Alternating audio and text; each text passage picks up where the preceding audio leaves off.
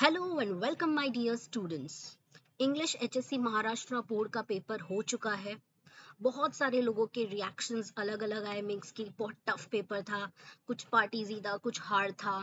यहाँ तक कि कमेंट्स आए कि सोपी ने अपनी औकात दिखा दी।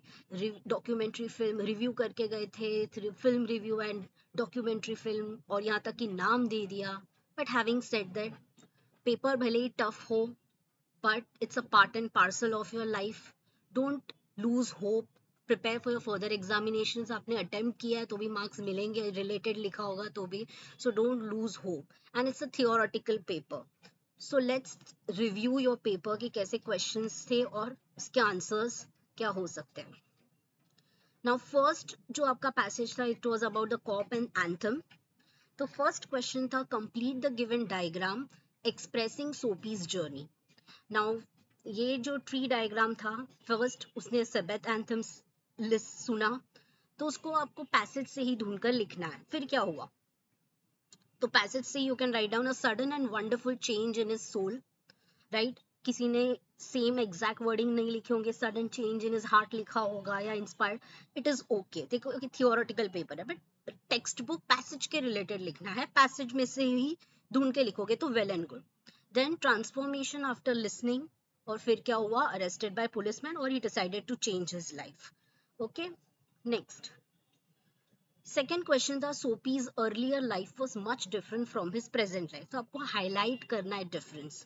तो फर्स्ट उसकी प्रेजेंट लाइफ डिग्रेडेड थी, तो पहले क्या था? इमैक्युलेट थॉट्स आते थे, colours in his mind, right, ये सब लिख सकते हो. Then second, unworthy desire. तो यहाँ content mother, friends and rose उसके लाइफ में. पहले की लाइफ एम्बिशियस थी, अब क्या हो गई? Hopeless, dead hopes. आपके टेक्स्ट बुक में पैसेज में this word is there. Unworthy desire की जगह पे homeless also you can write कि अब वो उसका घर नहीं रहा वैसा. Complete the given web highlighting the change in soapy after listening to the sweet and Solomon organ notes. अब ये नोट सुनने के बाद उसके अंदर क्या क्या बदलाव आए, ये भी आपको पैसेज से ही ढूंढ कर लिखना है. So you can write down कि वो सुनने के बाद क्या हुआ, कि he would pull himself out of the mire and would make a man, right? He would conquer the evil. Yes, he would resurrect his old eager ambitions. क्या क्या करेगा वो, ये पैसेज से आपको आंसर मिल जाएगा.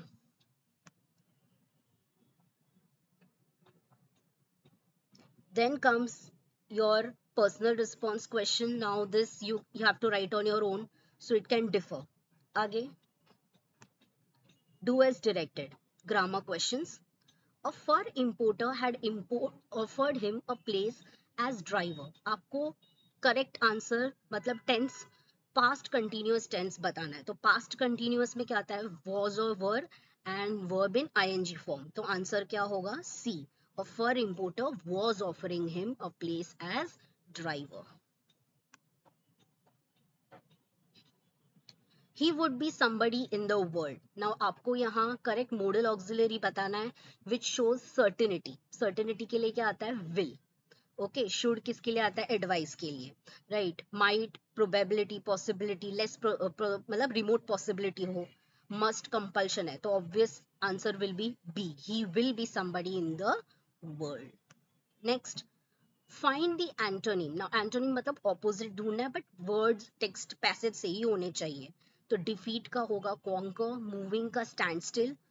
कुछ लोग सीमेंटेड भी लिख सकते हैं, but more apart stand still हो सकता है answer. Okay, language study. Again positive degree change करना है आपको. ये one of the best football player है. वन ऑफ द बेस्ट मतलब रूल क्या आएगा पॉजिटिव डिग्री के लिए? Very few. No other, rule number 1 के लिए होता है. Okay, so answer will B very few football players in the college are as good as Gitesh. Okay, good, positive, better, comparative और बेस्ट किसके लिए होता है? Superlative degree. No sooner does Rohit Sharma enter the ground than he gets a warm welcome. Choose the correct alternative from the given option showing the correct use of as soon as. Now as soon as के लिए no sooner हटा के as soon as. अब यहाँ does है, तो does हटा देंगे तो s add कर देंगे enters. तो answer will be As soon as Rohit Sharma enters the ground, he gets a warm welcome. Next question is of direct indirect speech. Swarali said to her mother, "Did you like my sketch?" अब ये question है, right? और yes or no question है, तो asked आ जाएगा इधर, और did है तो if पहले तो आएगा if, बराबर, एंड डिड है पास्ट टेंस है तो हैड पास्ट परफेक्ट कर देना है. तो Swarali asked her mother if she had liked her sketch. Spot the error. अब करेक्ट रॉन्ग कुछ है उसको करेक्ट करना है. We did not attended the party last night. अब did not, did past tense है तो अटेंडेड नहीं होता है. दो पास्ट टेंस एकदम बाजू बाजू में नहीं आ सकते तो अटेंड होगा. तो we did not attend the party last night. Okay, next. Now will come to unseen passage. Unseen passage में मे बी आपको थोड़ा टाइम लगा होगा. ट्रू और फॉल्स में first false, second true, true and then false. You have to find the answers from the passage itself. पढ़ना है और ढूंढना है. Then pick out the sentences from the extract which indicate the strict behavior of parents affecting the children. तो आपको दो sentences उठाकर देने हैं जो ये बताते हो कि बिहेवियर पेरेंट्स का बहुत स्ट्रिक्ट है जो अफेक्ट करता है चिल्ड्रन को. तो कौन सा बिहेवियर है? So I have marked over here. जैसे ये देखो, authoritarian parents are rigid, punitive in nature, मतलब हमेशा पनिशमेंट देते हैं. Children of such parents unfriendly होते हैं, unsocial, uninvolved. So these are the answers. Next, A3. In nuclear family, children become demanding and selfish because children get too much attention from parents. ये आपको passage से ही answer मिलेगा. Nuclear family demanding और selfish क्यों बन जाते हैं? ओके, तो न्यूक्लियर फैमिली के रिलेटेड जो पैसेज है उसमें ही आपको मिल जाएगा. ये रहा. Okay, same way for the second. Then is your personal response question. फिर आता है आपका do as directed. Now change the voice. Change the voice में क्वेश्चन है children do not get complete attention from their parents. आपको उसको correct passive voice ढूंढकर बताना है. Now children subject, get verb, complete attention object. तो complete attention पहले आएगा, राइट. डू नॉट गेट है तो टेंस चेंज नहीं होगा. तो complete attention from the parents is not got. Is है तो जो वर्ब है वो गॉट हो जाएगा. तो is not got by the children. Okay, complete attention एक ही चीज के बारे में बात कर रहे हैं तो आर तो नहीं आएगा.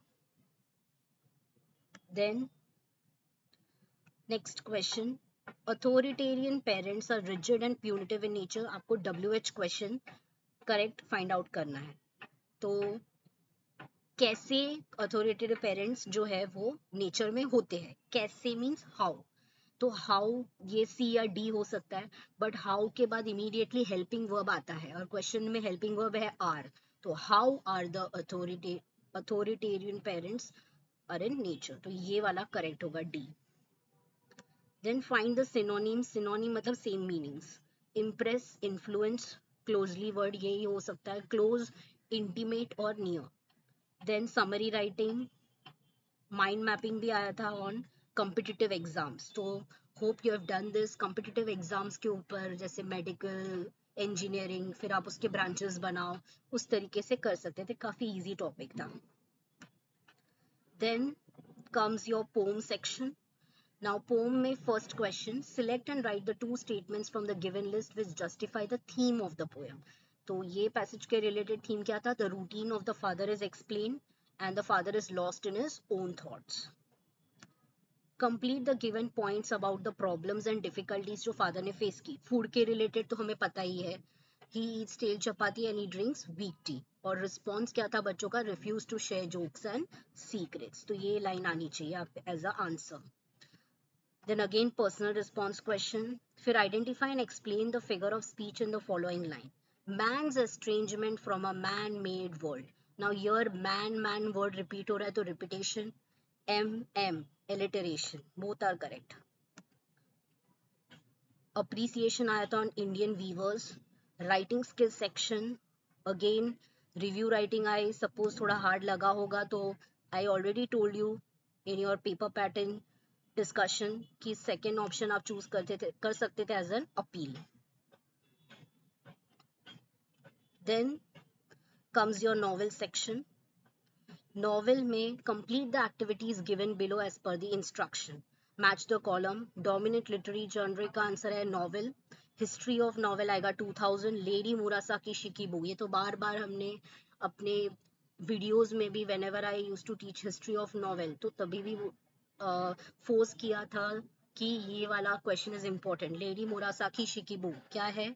World's first novelist and modern topics 20th century.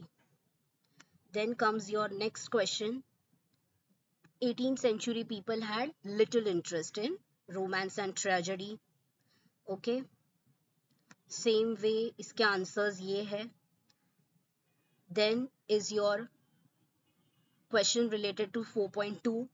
इसमें भी हमने character sketch के related I had put the you can say notes on the telegram channel. character sketch के specially notes बनाए थे so that you if you had refer तो it would be easy for you.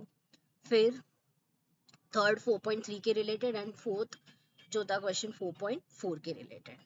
So this was the answer key for the paper. Thank you.